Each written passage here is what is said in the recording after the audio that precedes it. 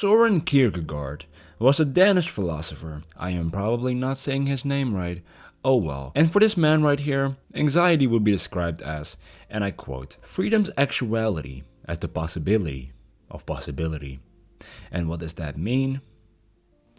Kierkegaard uses the example of a man standing on the edge of a tall building, and while looking over the edge, he experiences a strong dislike for the possibility of falling, but at the same time, the man feels a terrifying impulse to throw himself intentionally off the edge. Why this example? Well, because he had the freedom to choose whether or not to jump off, and because of that, experienced anxiety. Plus, the mere fact that one has the freedom to do something, even the most terrifying of possibilities, triggers immense feelings of dread and anxiety. Kierkegaard called this our dizziness of freedom. And as I'm researching this man right now, and I've never heard of him, I'm thinking he kinda cool, I'm not gonna lie. But where are my manners? The meaning of anxiety is described as a feeling of fear, tension, or worry that occurs as a response to real or perceived threats. And occasional anxiety is just a normal part of life.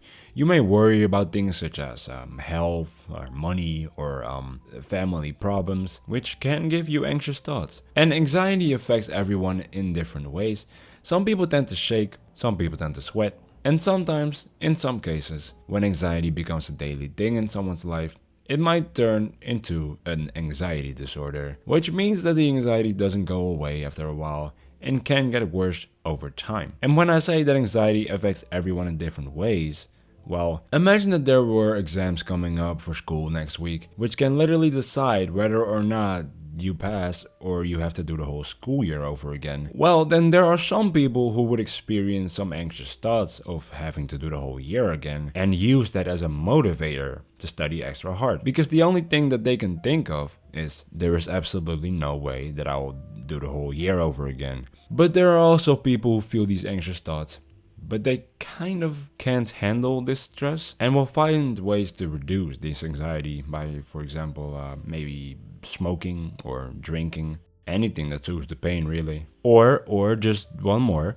another group of people might feel the anxiety and procrastinate as a response to it until the very last moment to then go and study like there is no tomorrow, often pulling an all-nighter or even multiple, and I'm not judging, I'm just saying. And one of anxiety's highly effective tools is procrastination, because I cannot become anxious about something if I forgot that it even existed within the realms of this world. Now, there are ways to treat someone's anxiety, but to be honest, most of what I can find is the cliche therapy, visit a doctor, and taking pills, to which, I mean, I'm not saying that it's a bad thing, but I mean, so instead I found some natural things that might help. I found some natural things that might help as much, if not better, which are getting enough sleep, 7 hours or more, eating a healthy diet, avoiding alcohol, and avoiding people that might cause an increase in anxious thoughts, like a coworker who keeps talking about some negative stuff that's happening in the news every day or something.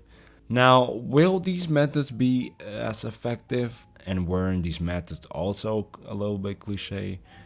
Maybe, but in conclusion, anxiety is a complex, often frustrating part of being human, but it isn't all that bad, because I don't know if we would still be here or not if there was no anxiety at all.